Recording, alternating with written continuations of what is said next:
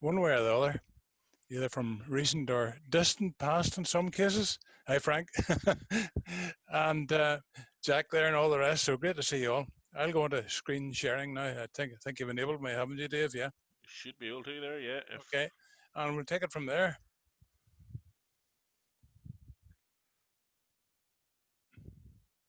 I've got to optimize for video as well because there's a wee video in here. Right, share. Okay, now here we are. Okay, is that all right, Dave? 100%. Okay, right.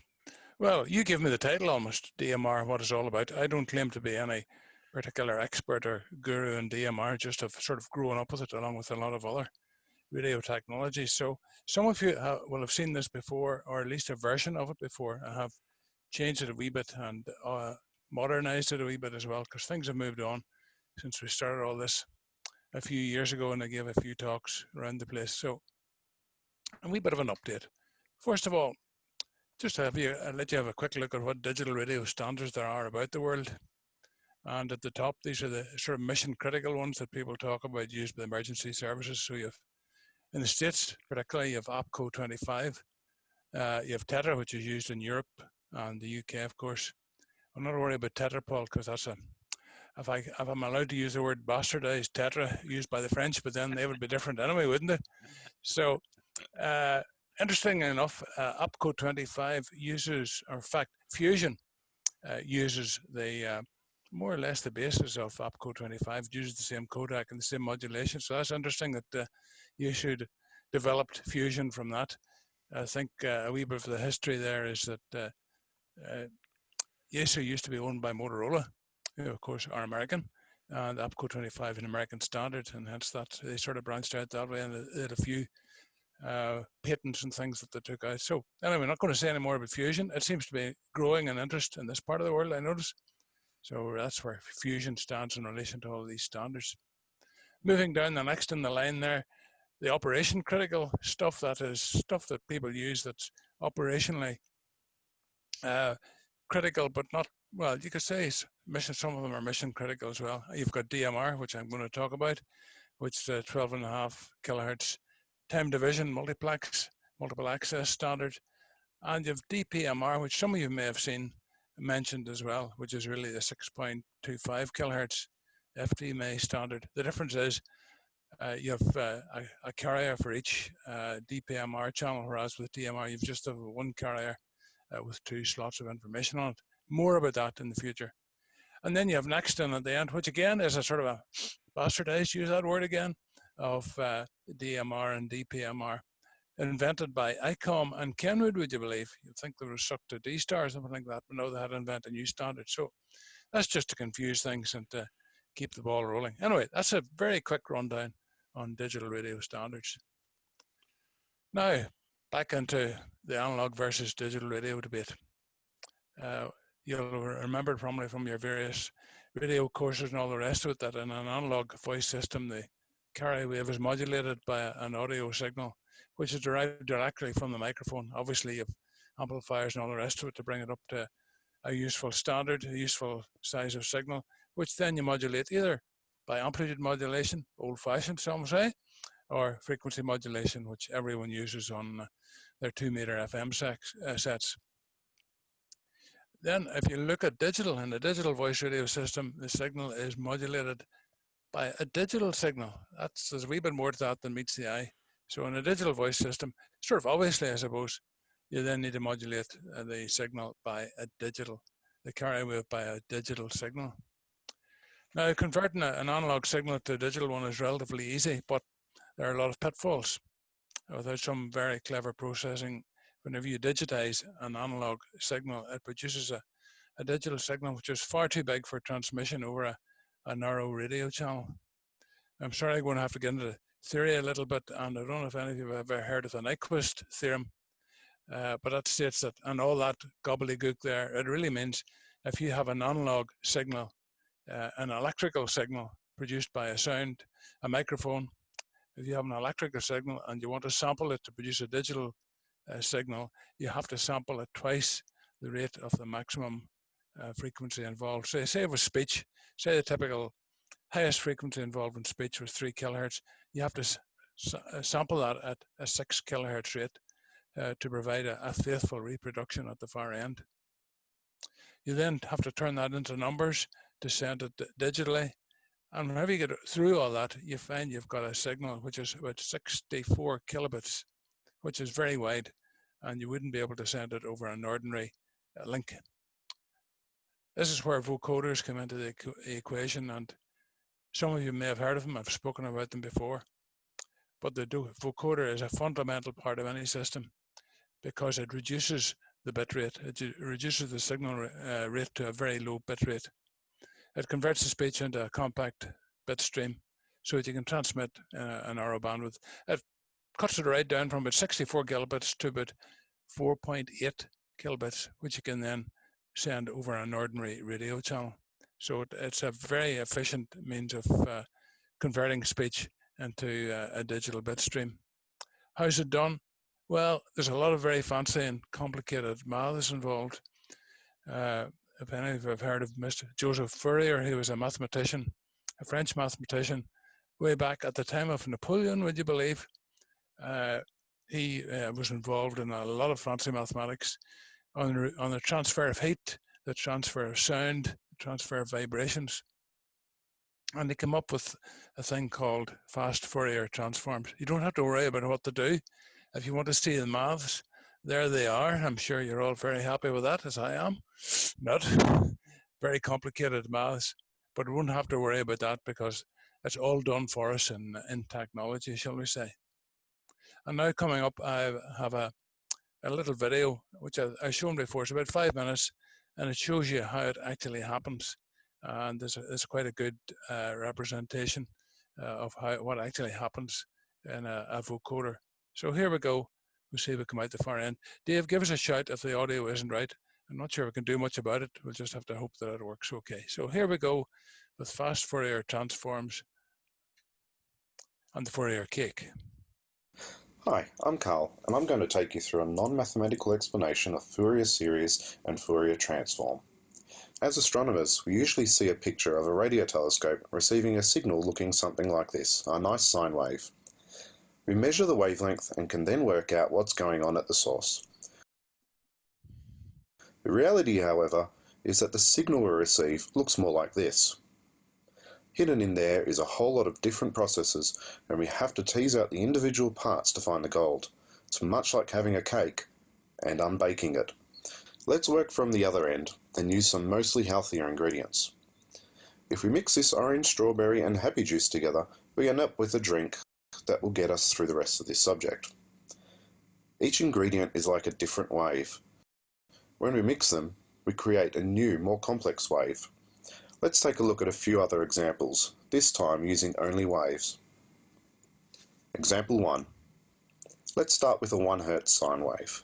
We add a 3 Hz sine wave and we end up with this. You can see how that strong 1 Hz wave drags the signal up in the first half and down in the second half. So what about sine waves with different amplitudes or strengths? What happens when we add those together? Here's our 1 Hz sine wave again. Add a 3 Hz wave, which is slightly less strong. Let's now add a very strong 8 Hz wave. Mix them together and we get this. This time the stronger 8 Hz wave in blue dominates, but the 1 Hz wave still has an effect, and the 3 Hz wave less so. Okay, so here's example 3. Here's a weak 1 Hz wave, a very strong 3 Hz wave, and an average 8 Hz wave. Mix them together and we get this. There's a lot going on there. Each of the different waves interact at different points and either add or take away power from the final signal. And here's one more example. A strong 1 Hz wave, a weaker 3 Hz wave, an even weaker 5 Hz wave, a 7, and mix them together and we get this. Looks a lot like a square wave. In fact, if we keep doing this into infinity, we will produce a square wave, or something very close to it.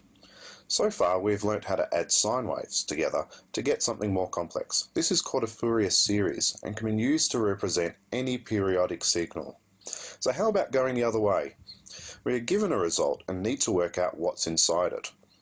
Let's take our happy juice, put it through the magic filtering machine, cast a voodoo spell, and out come our ingredients. What we're doing here is taking our signal, which shows us the power over a period of time, and transforming it into individual components, which show us the power of each wavelength or frequency. This is the magic Fourier transform machine. Let's take a look inside.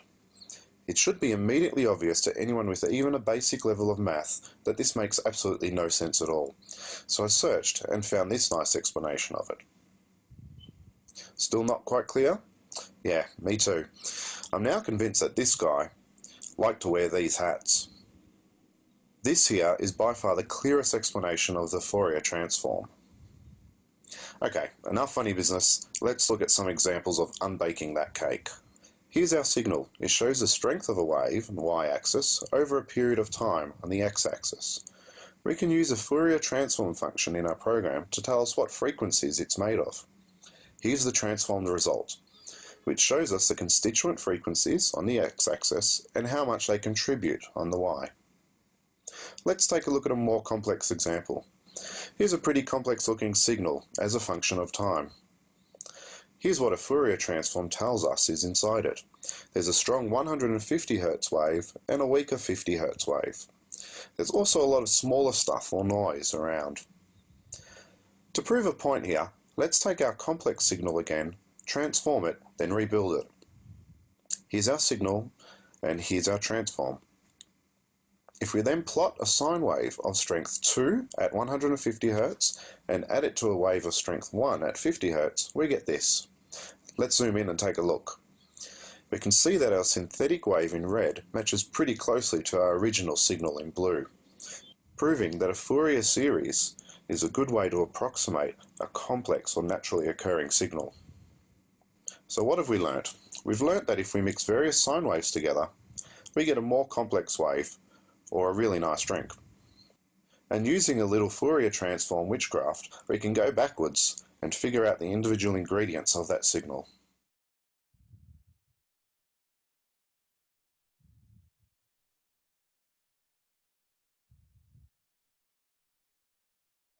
So that was hopefully a useful way of showing you what Fourier transforms actually do.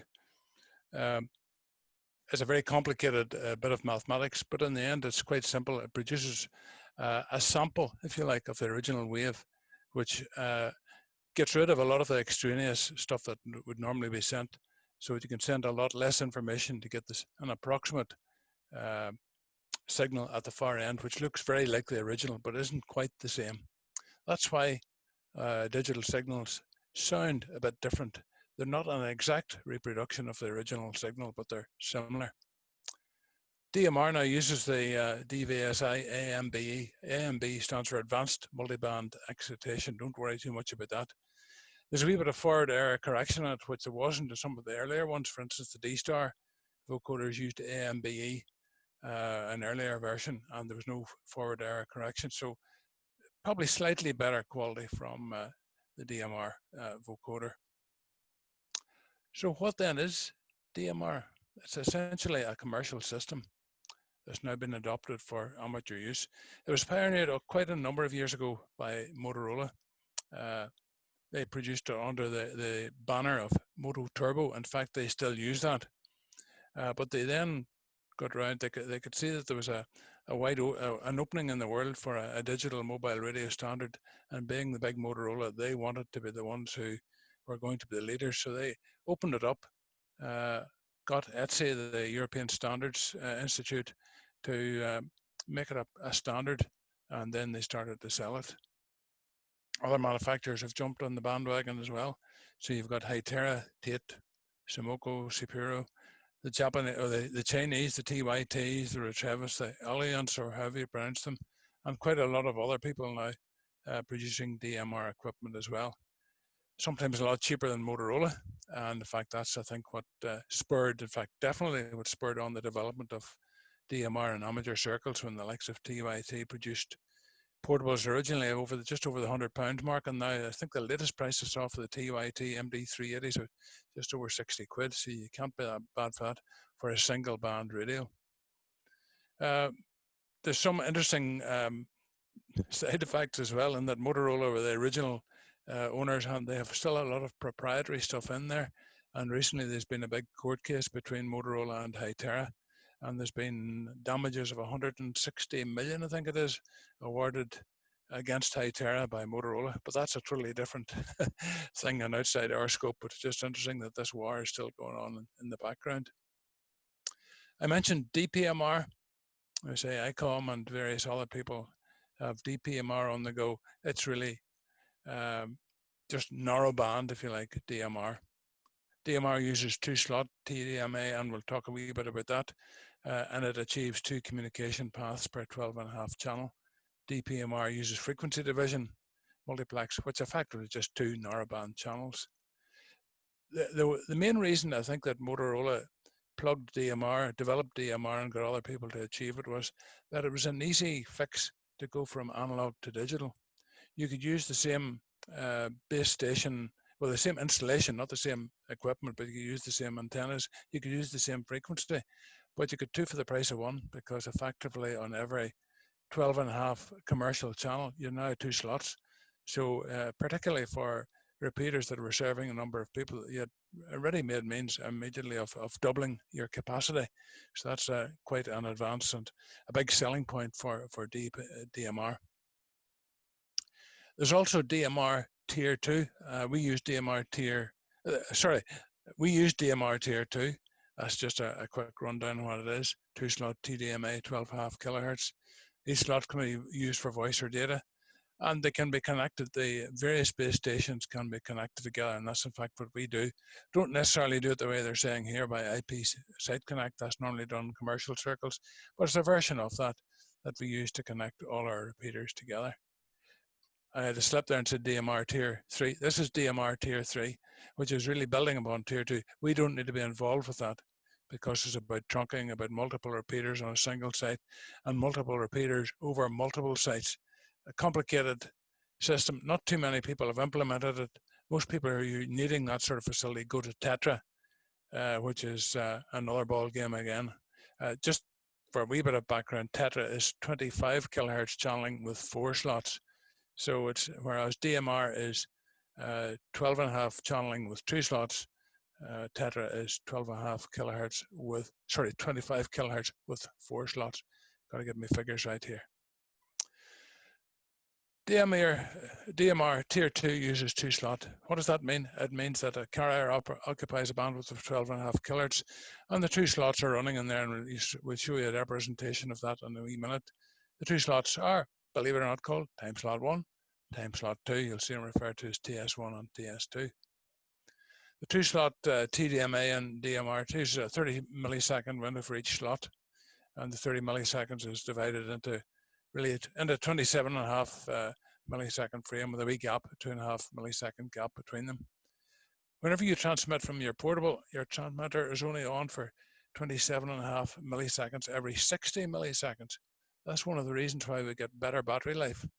If you think on an FM portable, whenever you key, you're using battery all the time. You're transmitting a continuous carrier. On your portable, when you're transmitting TDMA, you're only transmitting in these 30 millisecond slots. So you're using effectively half the battery life. And I know most people have noticed the battery life of these DMR portables, pardon me, is extremely good. There's a representation of, just stand by a second to get rid of this frog. That's a representation of the slots going out there. 12.5 channel bandwidth you can see, and you can see the slots going out, marching out one after the other there. You need synchronization so that the equipment all knows what slot to listen on. So the base station transmits a sync signal, and the mobile station listens to it. So at the bottom you see there's the TDMA burst from the mobile station, and there's the base station at the top. It's, by the way, it's transmitting continuously. So if you listen to a DMR base station, you can hear a continuous motor boating sound. It's a bit different from the sound if you listen to a mobile station where you get this very fast motorboat and it gets into everything. I'm sure you've noticed it getting into your headsets and all sorts of things, anyone who has a DMR set. So it's notable to remember the base station transmits, if you key it up Even if you're only using one slot, it keys up and sends the two slots, one of them blank and the other one with the information. There's a lot of embedded signaling in there. It sends other things, DMR IDs, talk groups, color codes. Again, we'll talk about those in a wee minute. And there's a closer look at the actual inbound frame. That is coming from the mobile station. There's your 30 millisecond slot with the payload, which is your space information with the other sync and stuff embedded in there as well. 2 time slots. So that's the inbound. That's the outbound. It's transmitting continuously. And there's the burst centers and all there, sending out the sync information. Don't need to worry too much about that. It's all done in the system, and you can sort of forget about what it actually is doing. I thought it'd be interesting for you to see this. This is taken off air from an analysis program that I have. And there's the 2 slots. Maybe be able to see that later on, actually live, but there's the 2 slots. Slot 1, slot 2, the base station information. You see it says base station data and the stuff going out there over there. So that's using DSD Plus to analyze the signal actually off air. It's quite interesting to watch all that. There's a whole lot of other information which we get and we can show you as well.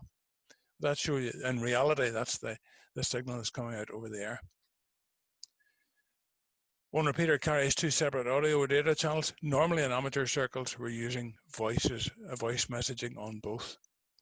And depending on the network that the repeater is connected, the slots are usually reserved for local, regional or wide area international use, and you know all about that with slot 9 being local and 880 for instance on slot 2 for the local stuff. So I don't want to confuse things, but that's generally the way it's set up.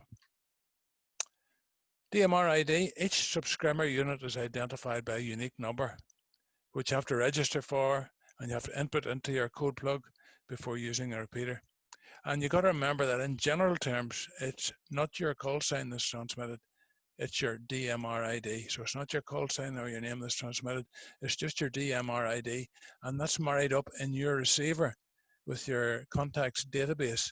And that's what appears on the screen, the DMR ID that your receiver receives, marries it up and produces your name, the name or call sign of the calling party on your screen.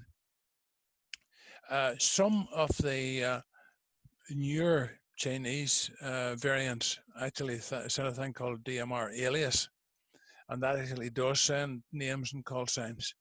Unfortunately, it's not a universal protocol, and if you're using a commercial set like a Motorola, it sees this and it doesn't understand it and it just shuts you down.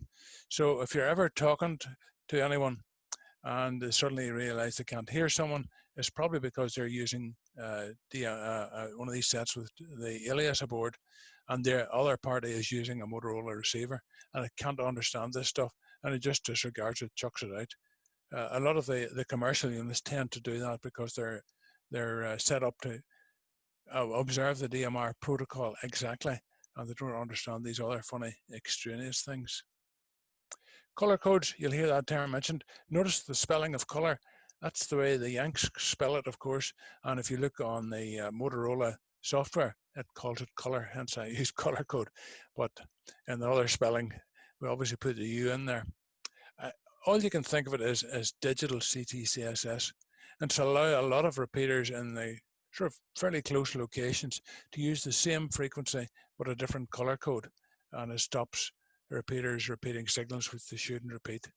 So to get into a particular repeater, you must use the right color code. Generally, because our repeaters are fairly far apart, most of them are using color code 1, but there's 1 or 2 use 14 or 15 as far as I remember. If you look up ukrepeater.net, it'll tell you exactly what color code they're using. There are 16 different color codes, color code 0 to 15, so there's quite a lot to choose from. So remember, if you don't have the right color code in your code plug, you won't get into the repeater in the first place, irrespective of DMR IDs or talk groups or anything else. Talk groups are simply a way for groups of people to share a time slot without disturbing other users of the time slot. But you always got to remember that only one talk group can use a slot at a time, otherwise one's talking over the top of the other, so it won't work. So even though there are lots and lots and lots of talk groups, there's still only 2 slots per repeater. So you only have 2 talk groups if you like using a repeater at the same time. Also, if your radio is not programmed to listen to a particular talk group, you won't hear it.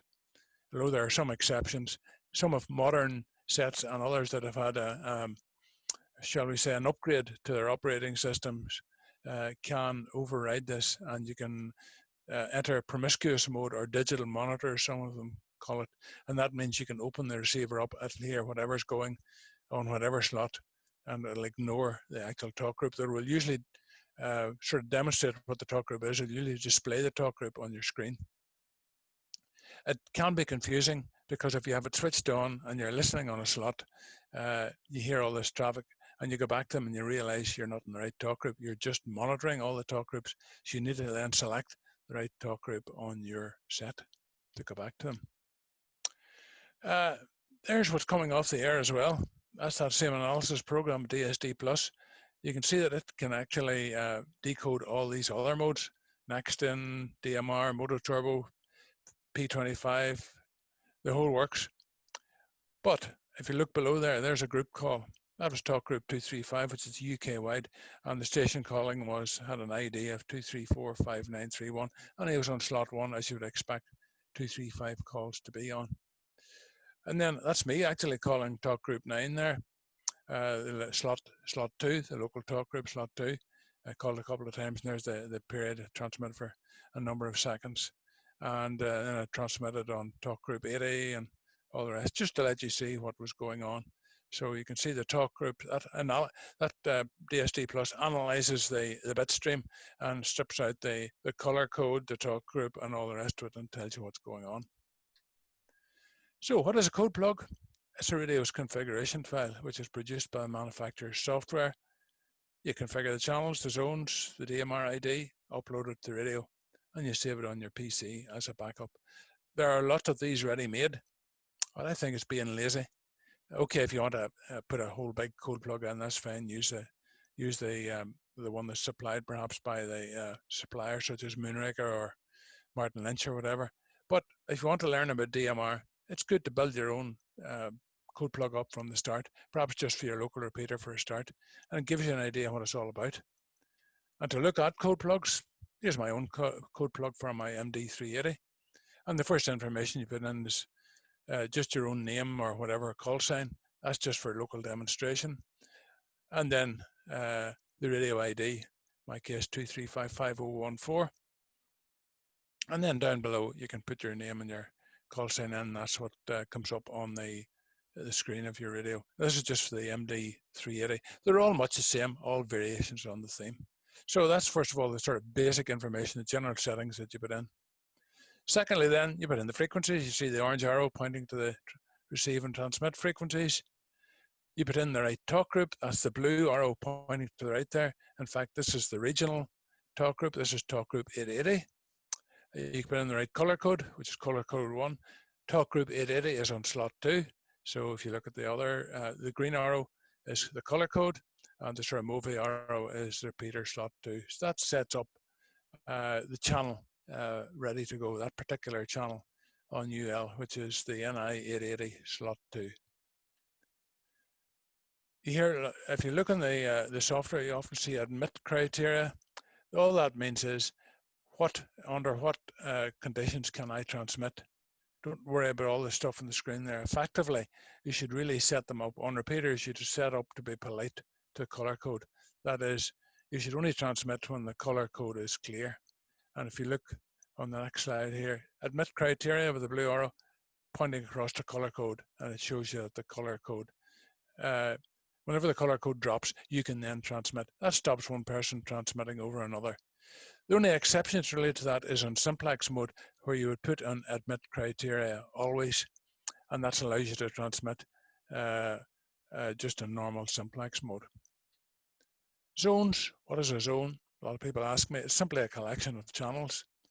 Some radios limited the number of channels per zone. Some limit the number of zones allowed. You got to check before you buy. Mostly now there's no limits. Some of the early sets were a bit limited, but now it's not much difficulty there. You can have many zones as many nearly as you want, so you don't have to worry too much about that. Again, looking at my own CUD plug, you see I'm pointing in the orange arrow, pointing to GB7UL under zones, and you look at the top there, the down arrow is pointing at all the channels that are in that zone. So we've got slot 2 in there, talk group 9, 880, all the rest of it, you look right down, those are the ones that are selected in that particular zone. So if I switch to that zone on my set, I then have all those channels available in that zone. Scanning, all DMR radios allow you to configure scanning. You only hear traffic on the frequency and time slot and talk group you've programmed. That's sort of obvious. Scanning decreases the battery life on your radio because it's working harder. It's not something that's terribly useful, I would say, on modern sets. Some of these, particularly with digital monitor, if you want to hear what's going on, then you can select digital monitor. Not particularly fond of scanning, and on most sets it's relatively slow as well, so you can miss something, but it's something that's available. Again, notice the orange arrow pointing to the scan list, GB7UL in this case, and then looking there's the scan list, GB7UL, the orange arrow, and you look down, those are the channels that I have configured to scan onto the GB7UL scan list. Roaming is really a mobile unit function. For best results, it actually requires each repeater to put out a beacon every now and again, because what effectively your receiver is doing, it scans round looking for the best channel. So the best way to do this is to configure it on talk group 880 and to scan talk group 880 on all your repeaters. But unless the repeater is actually transmitting, obviously you won't log on. So it's good to put out regular beacon signals. This is something that's really only done on Motorola base stations, so not something we're going to be using too much here because we have a mixture of Hytera and Motorola. Without the beaconing, it does work, but it doesn't just work as well. It does work, but maybe not just as well.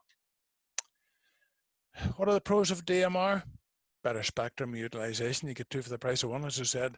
It's a good move from FM to digital. Gives you 2 channels on the one frequency.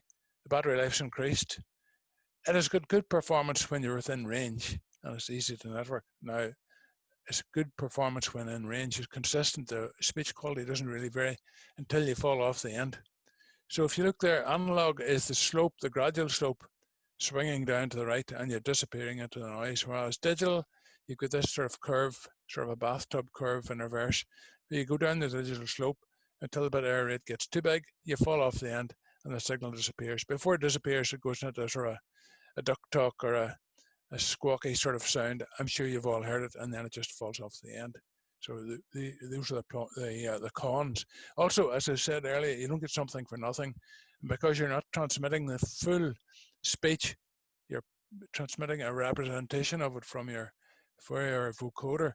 The audio quality sounds different. I'm sure you've all got used to it, but it sounds a wee bit mechanical perhaps. Typical commercial repeaters. There's the Hytera on the top. And then that's the latest Motorola, that SLR. There are others about the DRS3000, which is used in GB7LY and GB7HB.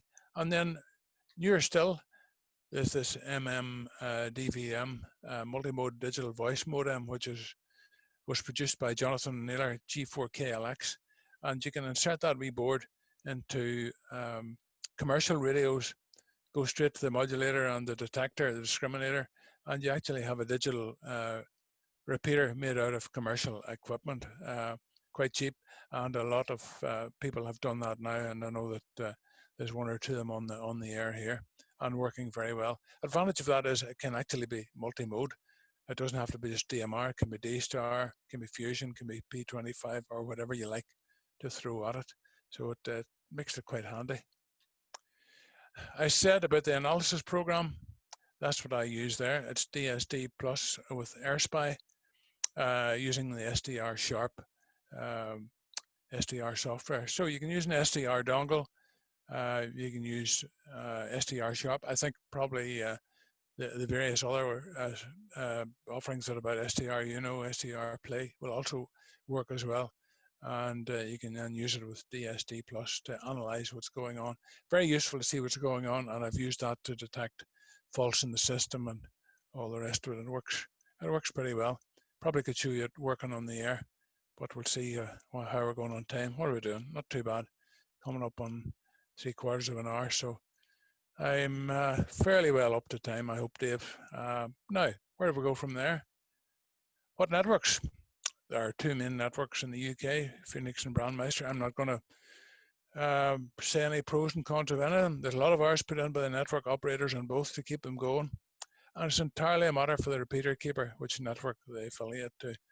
I'm involved with licensing, as you know, through the ETCC, RSGB's ETCC. And it's really, we have no influence at all. It's up to the network operator, up to the repeater, who they're going to affiliate to. It's really up to them.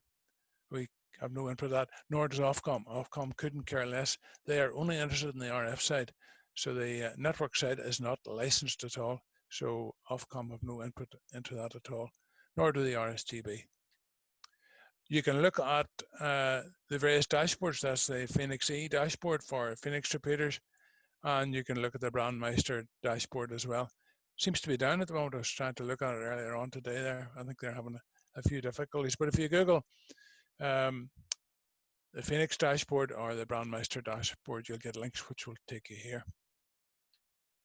And really, I don't have much else to say.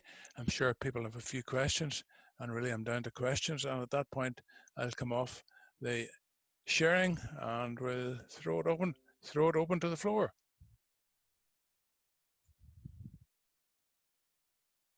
Okay, Dave? You're muted.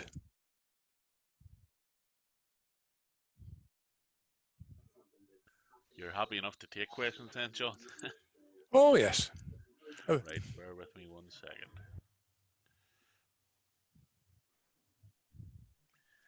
Now, everyone's unmuted, so if anyone has any questions, you can unmute yourself there then now and ask away. John, is it possible to have both Phoenix and Brandmeister on the one radio? Oh, it's possible to have them in the one radio. Well, it's not possible to have them. It's possible to have them in the one mobile transceiver. It's not possible to have them on the one repeater at the same time. No. Is that what you mean, rather than on the mobile? No. Just can you sort of have one slot for Brandmeister and one for Phoenix, so that if you're going to different areas that use both of them, that you could switch from one to the other? Oh yes, of course, yes. Yeah, you can. You just have the appropriate repeater configured. I mean, your radio doesn't care less what network it's on. It's the repeater that's connected to a particular network. There's actually a little bit of interconnection between the networks as well, but that's something that's being developed a bit and something I'm not involved in. But generally, if you have a Brandmeister repeater configured on your mobile and you have a Phoenix repeater configured on your mobile, you just switch between them. The new multi-mode repeaters can have both Brandmeister and Phoenix on. Only the multi-mode. Oh, you mean the ones that are using MMDVM? Yeah. Yeah, I don't think any of them do it though. There's one or two. Yeah. Maybe one or two, but it's experimental. Yeah, that's what I say. There's a lot of work going on that, but you know, you never know what might happen in the future. The networks might even come together, but I will stand well back from that argument. No, so would I. I have about 40 messages there from Paul and Greg and whatnot, which I haven't had a chance to look at. All right, yeah. Right, okay, thanks for that, John. All right, Alan.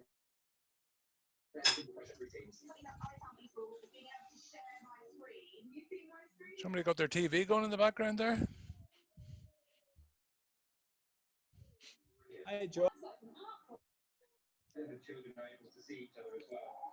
Oh, Ian, was that you? Who was that? Yeah. Hear me Yes, okay? go ahead now, yeah. Yeah. Just a wee quick question about the actual setup of a set. Esther was asking the question here. If you had two operators in the one household sharing the set, obviously you want to change the DMR ID. Can you have, like D-Star, can you have two DMR IDs programmed into the code plug that you could switch between? It depends on the set and the software. The latest ones you can have a number of DMR IDs in, but the earlier ones you couldn't have.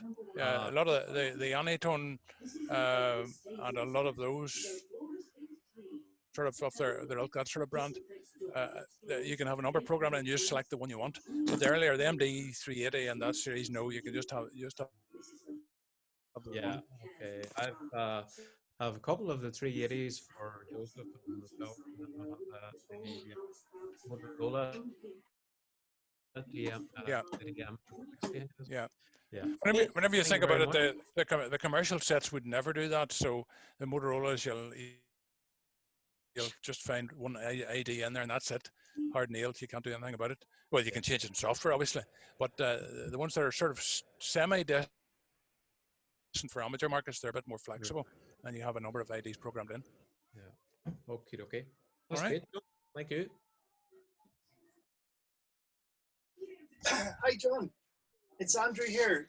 MI7LJ. Yeah, go ahead. So I got this DMR. I was telling the guys at the beginning that I had a Windows machine and then it bricked itself. So I'm onto Ubuntu now, so I can't get on to program it. At the moment, I had programmed it and I went through all the steps, with the color codes and slots, and I just haven't had any joy with it at all. I was hearing some rather broken up, audio coming through on one of the channels, but I just don't know, how would you identify that the problem is perhaps that I'm not getting enough signal from the repeater? Right. Okay. What set are you using first of all? What set is it? It's a TYTUV 380. Oh, yeah. 380. Yeah, that's the dual band 380. Yeah. Yeah, that's the dual band. So when I actually key it up on GB7RK, which I can see on my SDR, it's not a strong signal, but it's coming through. But when I actually key it up, I just get a red, four red flashes, and then it gives it tone, Yeah, it looks like you're simply not getting into the repeater. Okay. Looks like you're simply not getting in. You could look at now GB7RK. What network is that on? Is that Brandmeister? It's multi-mode, I think. Well, yes, but obviously it's on DMR. Phoenix, yeah, it should be Phoenix. So you should be able to look at the dashboard, at the Phoenix dashboard, and see if you're getting in. You should see the signal there. You should also see the RSSI. That's the signal strength, and you should also be able to see the bit error rate coming up as well. Go ahead. The problem with the multi-mode repeaters, I had a phone call from a user who was in Lifford, said they couldn't get into it, said, and blah, blah, blah. And I thought, he told me these settings were right, and I said, them settings are right. What people need to realize about multi-mode repeaters is if you're trying to access it on DMR and can't, or expecting to hear something on DMR and can't, it is more than likely using another mode, D star or Fusion or P25. Yeah. So multi-mode repeaters can be a bit of a torture. At times you think everything's okay, I can't access it, there's something wrong with my set. They are a bit of a they are a bit of a double-edged sword, but I think Andrew should still be getting a green light if there's a signal there. If he looks at the MD380, there should be a green light to show there's a signal there. Unless the repeater keeper has deactivated that mode at that time. Oh, it could be, yeah, could be. Okay, so where are the repeaters in Northern Ireland? One in Belfast. Where else can you find them? Go ahead. There's Belfast, Tandragee, there's Oma, there's Strabane, there's Londonderry, Macrofelt. Tandragee. That's the Phoenix ones. Then there's one in Kilkeel. Is it Kilkeel? No, Kilray. Kilray. GB7KA is in Kilray, and yeah, the best thing to do is to go onto the repeater network site and look them up. The UK repeater. We're nothing in Ballymena.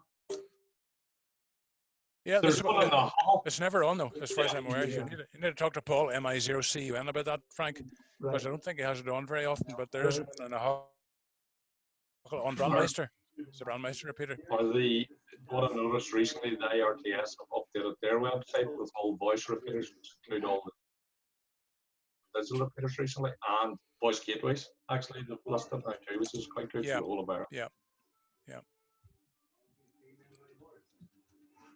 It would be nice to get a repeater in the southwest, Alan. You know, if somebody was willing to host it, we would sooner arrange that. Aye, wouldn't it? It'd be great. All I need is a host. I have the equipment. Herbie's in there listening, but he's saying nothing.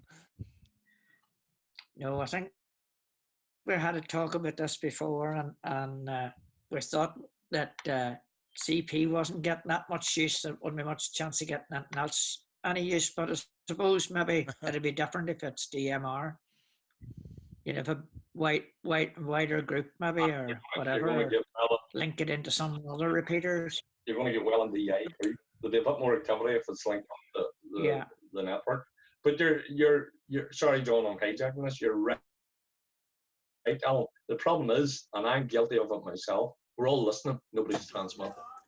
And there is dilution as well, Philip. We've discussed this before with all networks growing up. I mean, nothing much we can do about it, but as all the different networks have grown up, it actually thins it out even more. So, you know, who do you listen to? What do you listen to? It's, too many modes, too many networks. That actually answers one of my questions, which is how do you choose? If you're fresh into the amateur radio business, how do you choose which system to go on, Fusion or DMR? I mean, what are the criteria for making that choice? The world's your lobster. Really, this the criteria in many cases is probably first case it might be down to price. DMR equipment generally tends to be cheaper. The Fusion and D-Star tend to be that bit more expensive. But it's a matter of choice, purely a matter of choice, and also what repeater is in your locality that you can listen to. So if you're in a DMR area, obviously you buy DMR equipment. If you're in a D-Star area, you go that way. So it's really up to yourself. Really, there's no real criteria apart from how much do you want to spend and what's in your area. What can you listen to? My other question is that the whole system seems to be structured on a fully functioning internet. Oh, it does. It does. Now, so the subsidiary to that is during this COVID-19 crisis, a lot of people have gone online, as we are right now, consuming bandwidth. Has there been a noticeable degradation of the MR system as a result of that? No, not at all. But I wouldn't advise the use of any of these networks for anything that was mission critical. So I would never advise the use of them for RayNet and things like that. And Mr. Hosey knows my feelings on the subject, and I'm not going to say any more. Go ahead, Philip. You do, John, and as you know, we're working towards our own network too. So half the kits there, really. I don't think we as amateurs should really be dependent. It's all right for a hobby type thing where you're using repeaters for your enjoyment and connecting them together via the internet. But if you're going to use it for anything serious, then it is difficult. It is, though, to be honest, even though there's been huge loads on the on bandwidth at the moment over all the networks, I haven't seen any decrease. You don't actually use very much bandwidth, Les. These things don't use very much. Philip, you could tell me what's your usage for OM? Do you know? Well, usage in OM is now it's busy. Busier than our D-Star. Yeah, but I mean your actual bandwidth, the bandwidth that you're paying for, I feel like. It's very, very little. I would need to go and look at the stats, but I do know we dedicated 4G, some with a private ID for the D-Star repeater, and that gets very little used. And it uses a lot of bandwidth compared to what DMR does. A lot of bandwidth. We're nearly hitting 5 gig a month, and it gets free, and the D-Star repeater. The channel is only using about 4.8 kilobits of speech with control and all the rest, about 9.6 kilobits. So it's not a lot of bandwidth. Tiny. Yeah. No, you're right about the mission critical, but you know, it is. We shouldn't depend on for mission critical, but in general, we're not depending on these for mission critical. And the repeater will always stand alone. One thing about I should have said about DMR: whatever you throw at a repeater, it will repeat it as long as you're right color code. So you can throw anything at it, it will repeat it locally. So if you go in any talk group locally, it'll come out on that same talk group locally. It's only if we go into the network that things become selective. So if you're going in on a repeater locally, it will repeat it exactly as it hears it, as long as you have the right color code. Fantastic. That's CTSS. Yeah, it is exactly. It's a CTCS, and it always falls back to carry on local working. Excellent. Thank you. Yeah. And I see one or two RAIN operators here. Hiya, Colin. Hey, John. And the other thing to consider is you can use it on simplex mode. So, you know, it's no different to any other radio we would use on simplex mode, and it doesn't need internet. It's a very interesting development coming on simplex mode, and the very latest Motorola hardware and software will actually allow you to use repeat on a single frequency. Now, I wonder how that happens. They're using one slot to receive and the other one to transmit. So that's actually a development which is happening at the moment. And the latest hardware and software on the latest Motorola equipment will allow you to do that on a single frequency. So they use one slot for receive and one for transmit, which is quite clever, I think. Let's just add complication to the mix. John, a wee question there about the behavior between the analog shut off from a repeater to a DMR behavior. Obviously, DMR, is it more a cliff edge? If you're in range of the repeater, you can get it. Whereas the analog repeaters, you can sort of begin to pick up from the outskirts type of thing, if you know what I mean. Would that be right in thinking the way? Well, as I showed you yeah. If I showed you that slide with the sort of the gradual degradation into the noise of goes down into the noise until you can't hear it any longer. A digital signal keeps going right until the edge of the cliff, and then it goes bang. You fall off the end.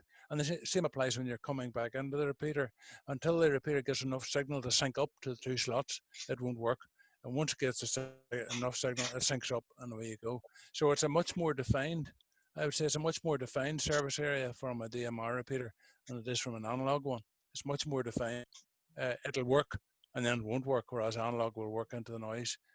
So swings and roundabouts again. It works better when it's working. Do you want to put it like that? John, I had a question about just about.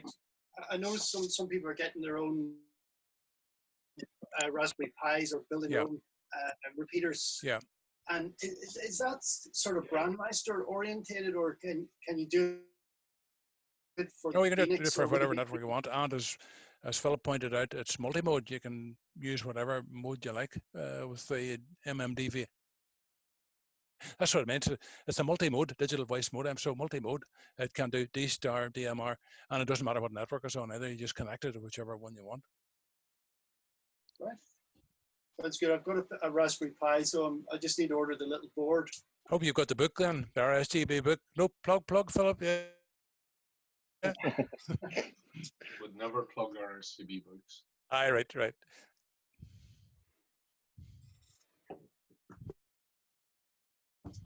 I'll see another internet operator. William, I didn't see you there.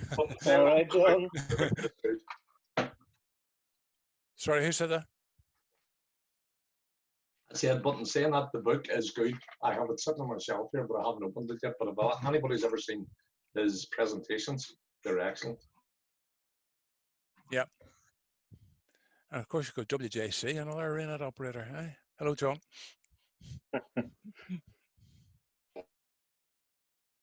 All the internet operators and no events this year. I am getting withdrawal, John McCullough. Can you not set up a virtual event or something? I think that's the only way we're going to get one this year. Any other questions on the whole topic of DMR before Philip goes off on a tangent like himself there? No, when we have John here, we can ask him all the hard questions. I think I still have you under my phone book as John McCullough, DMR guru, who I've always went to for DMR questions. No, definitely not. By the way, if anyone has a code plug they're ever having any difficulty with, I'm happy for you to email it to me and I'll have a look at it. I can look at most of them. I have most of the software for any of the current models, so happy to look at it. So if anyone has any difficulties, happy to look at it. John, quick question, and you touched on it during your presentation. Yeah. Tetra, yeah. Will it ever come into amateur use, in your opinion? Well, it depends on the availability of. There isn't any amateur Tetra, specific amateur equipment about. There are some second-hand Tetra sets about now, but they're complex, I can tell you. Very complex. I know a man that knows the system well. Well, so do I, but I would kill you. I would have to kill you afterwards. Yeah, no, it's just I hear a few boys in G-land talking about starting to play about with it. We had one application a while ago in the ETCC for a Tetra experimental repeater, and it never came to anything. I don't really know what happened in the end, but it never actually transpired. They actually, I think, had an NOV and all issued, but they never actually got around to getting on the air. I think it just proved too difficult. I mean, as I say, Tetra is 4 slots instead of 2 slots. It's 25 kilohertz bandwidth, but the equipment is a lot more specialized, and the base stations are even more specialized. Like DMR, like tier 2 and tier 3, you can have it just connected, or you can have it trunked. No, it's always trunked. Whether it can be on-site trunking just with a number of slots, a number of channels on the one side, but generally it's wide area. It's intended for wide area use. It's intended for wide area use. If you think DMR is complicated, when you look at the code plug, you want to see a Tetra code plug. It's something else. You can, by the way, you can listen to Tetra if it's unencrypted, but the emergency services are all encrypted, so you can't listen to them. But there are unencrypted Tetra systems about, and you can listen to them with the right decoders. John, is there any particular software to do the code plugs? Well, code plug normally, there's the manufacturer supplies the software for a particular code plug, though there are other software about some software about that allows you to transfer information between one code plug and the other, but that's sort of outside my scope. Normally, you get a software from the manufacturer who makes the actual set. All right. Okay. John, is RedNet going? RedNet has gone DMR. No, encrypted. We have the opportunity of going encrypted. The problem with it is that you need to be using really the same set. There's difficulties between different manufacturers. They don't quite implement it the same, Gordon. They don't quite implement it the same way. Everybody has to have the same video. Basically, yes, and that would be difficult. Now, I'm going to do some experiments with that, see if there's a simple way of getting around it, but there are problems. The implementation is slightly different because encryption isn't particularly an ETSI standard, so they can do it a wee bit differently. But I think there's some basic encryption we probably could use. Amateurs aren't normally allowed to use encryption, but Ofcom are now allowing RedNet to use it, providing the user service requests you to use it. And if you think about it, we've been using it for years because we've been allowed to use condition, casualty codes and things like that, which effectively is disguising what we're doing for the requirement that emergency services have. They don't want you putting names and casualty conditions over there directly. So there's now no reason why we can't do it electronically, but we're going to have to look carefully at how we actually do it. All the sets that are about are capable of it, but they're not necessarily capable of talking to each other. That's the problem. Yeah. So on the transmission on DMR, data can be transmitted. Is it separate from voice or is it along with voice? I know when you count your DMR ID as part of the transmission, there is data built in, as you say. There's embedded data. The embedded data is your color code, your talk group, your DMR ID, and all the rest of it. If you wanted a full data channel, you'd use the other slot again. You'd use the second slot. So you use time slot 1, for instance, for your voice transmission, time slot 2 for your data. All that would be left if you're trying to embed it along with time slot 1. There wouldn't be many bits packets left whenever you look at what's in use already. So you've got your voice packets, you've got your ID packets, you've got your color code and the talk group. So it's quite busy already. So there isn't really room for much in the way of data. So you'd have to use the other slot, and we're not doing that at the moment. Yeah. Okay. I've got an advert here in Radcom for the Zoom Spot packages, which it says here they include a Zoom Spot, Pi, UHF board, UHF antenna, Raspberry Pi Zero, software, plastic case, 159 quid, featuring DMR, D-Star, C4FM, P25, and NXDN hotspot. Yep. Okay, and there's a little picture of it there. Very nice little picture there. Yeah. Okay. It gives you your own local low-powered repeater access to the repeater networks. So it effectively provides you a repeater in your living room, low power, 10 milliwatts, but you need then to work it with the appropriate handheld. So if you want DMR, you use a DMR handheld to work into it and work into the networks via that. So you connect it to various reflectors, Brandmeister, whatever, with the software in the Pi. I haven't used one, but that's so it's exactly domestic what it does. repeater, low power. You stick in the attic or on the upstairs somewhere a bit high. Yeah, you have to have it configured so that only you can access it, so that your neighbors couldn't be running around using it as a repeater.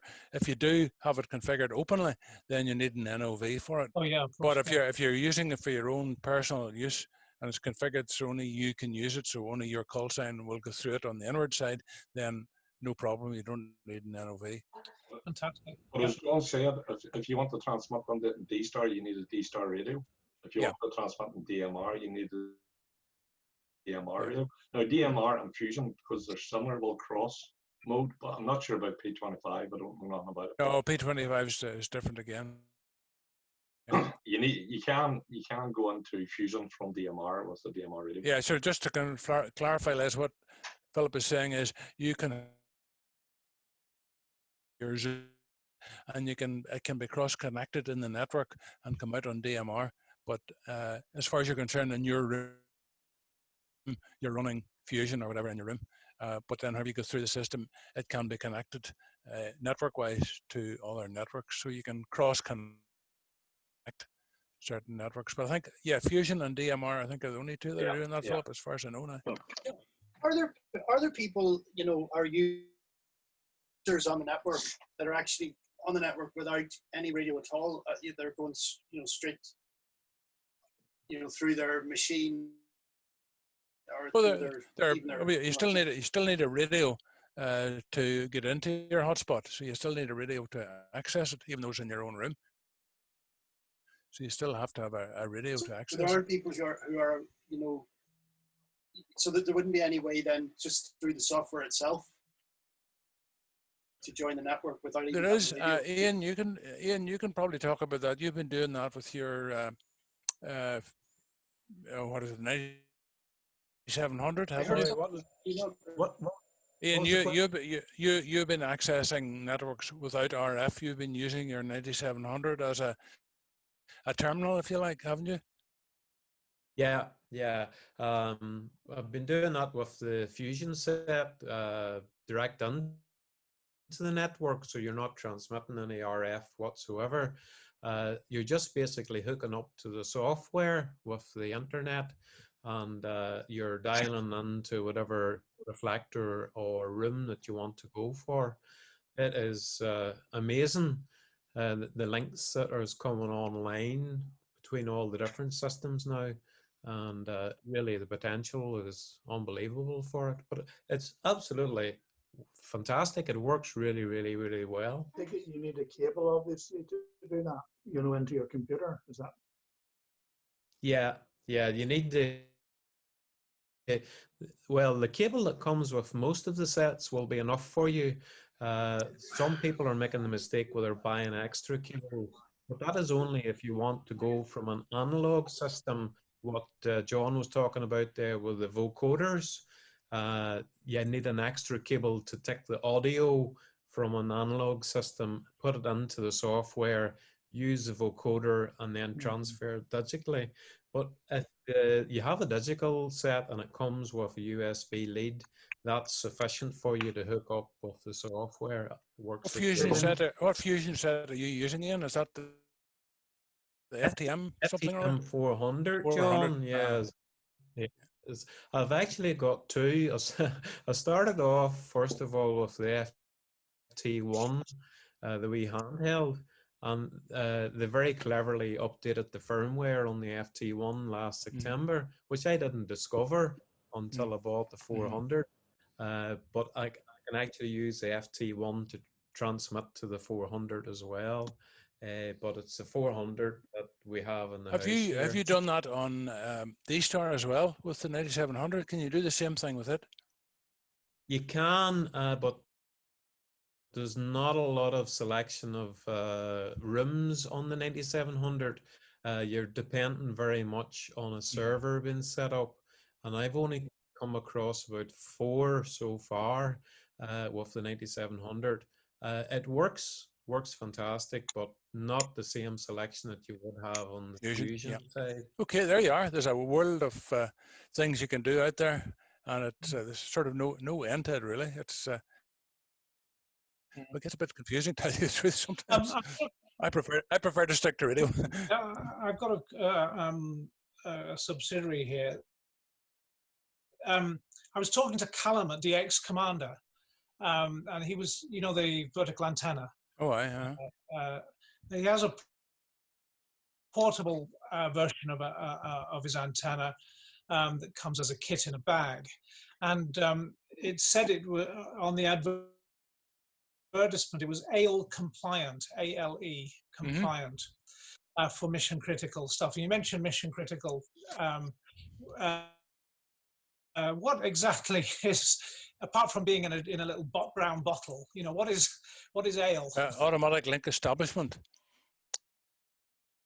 And is that part of DMR? No, not at all. No, it's nothing to do with DMR. Automatic link establishment is an HF standard that it looks at what propagation is out there and automatically selects the best frequencies for transmission. It's really a military, developed for the military. So instead of you having to predict and look at propagation tables and say, well, I want to use 20 meters today to talk to VK or whatever, this looks at the propagation as it is at that moment in time and establishes a link automatically. It actually fires off links around the world and looking for bounces back. So it's an automatic link establishment, ALE.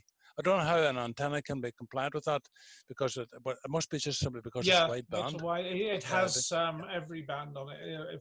Yeah. Well, that's why he's saying that, because it looks effectively at every band and said, that band's open today and we'll use that band. Les, there you go. If you take a look at YouTube, there's some good videos from some of the Australian hams because they're using it because the geographical distance. Yeah. And they have taken some commercial stuff and repurposed it into amateur frequencies. That's interesting. Thank you. Yeah. Okay.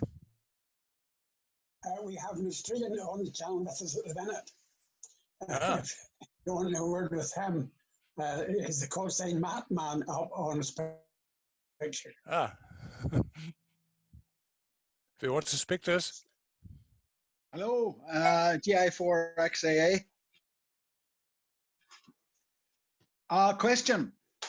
Can you hear me? Yes, yes. You were talking about the 2 slots. I haven't, as Philip will know, out of the call sign, it's an old call sign, but I'm going to reactivate it, and I bought a 991. It's not as old as mine. Sorry? It's not as old as mine. No, it's a 991A, mine. The question, I was just looking through the manual, there's a lot to get through, but I was just noticing, as you talked about the slots, the Fusion, you can either use 2 separate slots, one for voice and one for data, or you can could take the whole 25 or the whole 12.5 and make it all voice.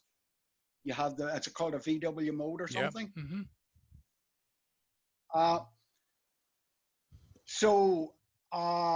You know, I mean, if you decide which mode to use, it'll go out. I suppose it'll go out on whichever mode you select. Am I right? This is Fusion you're talking about?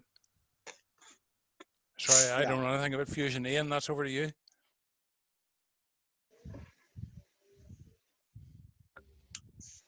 Sorry, I have to unmute myself here. Yeah, you're quite right. You've got 3 functions on Fusion. One of them is actually an automatic function, which will monitor between FM and Fusion mode itself, voice only, and it'll select whichever it hears.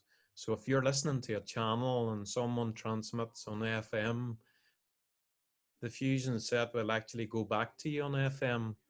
But likewise, if someone transmits on Fusion digital, the set will automatically hear that and switch over to the digital side. The straight Fusion, which is at 12.5, will only be digital only. So it's a bit like DMR in that aspect. It'll just be straight digital voice. It'll also transmit your bearing and your compass heading, and it'll also transmit your ID. So you can grip monitor by using DN and see where the person's at, what direction they are from you, etc. But then if you want to go to send messages, then you select the VW mode. It'll still work with voice. It'll be a nice audio quality. There'll actually be a visible difference between VW and DN. But the VW is designed for sending messages, news bulletins, or listings. And you can actually go into the gateways and the networks here and send messages, put on bulletins, or if you were a club, put announcements on that people can see as well. This advantage that I see from the VW is it takes a bit of time to get the message constructed, saved, and then sent. So it's not an instantaneous SMS type, but it's getting very, very close to it. I hope that maybe gives you some background on Okay, it. I think maybe our Australian colleague would like to have a word. Thanks, Matt Ian. as he said. Are you listening to us there in Australia? Don't hear any audio. Which one is Australian, John? Matman. Oh, no, he's not muted from this side, so can you hear us okay?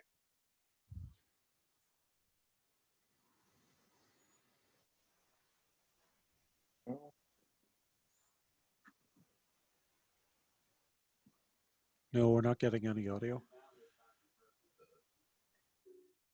Are you hearing us? Give us a wave if you are. I'm not convinced. Don't know. Hugh, do you know? Yeah, good evening all from, there we go. Yeah, good evening all from North Queensland in Australia. Greetings and salutations to the group there this evening. As I've been having a little sneak message backwards and forwards with Hugh, that a little bit of it's over my head, I'm afraid. But nevertheless, I'm enjoying what I can understand. Yeah, I know Hugh. We've never met, but we've had quite a bit of correspondence over the years. As Hugh well knows, the wife Rosalind and myself have friends. We've been to your country, Northern Ireland, and many, many years ago, and we had friends there in Kirkhaven. So we've toured Ireland completely, actually, spending time with you and his wife Rosemary in Kirkhaven. But for a number of years now, they're up in Grey Abbey. They conduct a B&B up there. And Rob is pretty well involved in your historical side there. Anyhow, I won't carry on there, so I'll sit in and enjoy what is happening on the screen there, and thanks for having us on board. So back to you there, John. I think you're the host. Good days to you all. Take care. Thanks, Eldon. I'm not the host. I was just giving the talk, and I hope it wasn't. It was okay. So nice to talk to you. And Dave is the actual host there. Dave, do you want to speak to our colleague in Queensland? Yes, absolutely. Well, we're very privileged there to have you join us there on Zoom. It's the club here, the Mid Ulster Amateur Radio Club, but we take everyone, we take all sorts and everyone, and the meeting here is full of lots of club members from all over the country, north, east, south, and west. So you're more than welcome, and feel free to pop in any time at all. So thanks for joining us there, Mattman.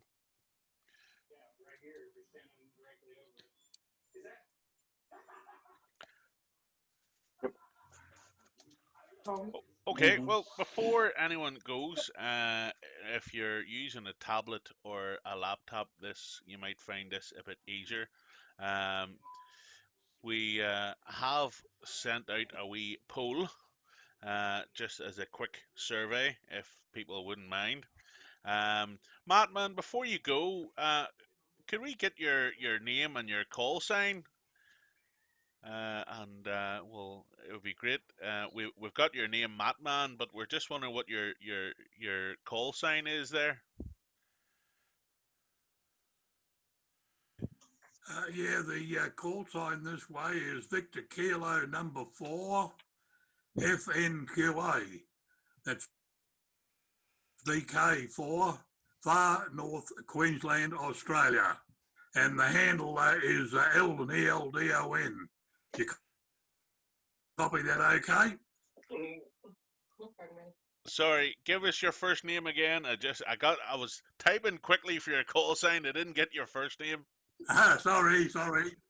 Right, it's Eldon, ELDON. Excellent. Thank you very much. ELDON. That's an old English name. And you got the call sign AOK, Victor Kilo number 4. Did indeed. Thank you very much. Back to you. Yes, thank you. Very much appreciated. Okay, anyone else? Any comments there before we close up? No. No, that's it. Thanks very much, John. Thank you, John. Yes, thank you, John.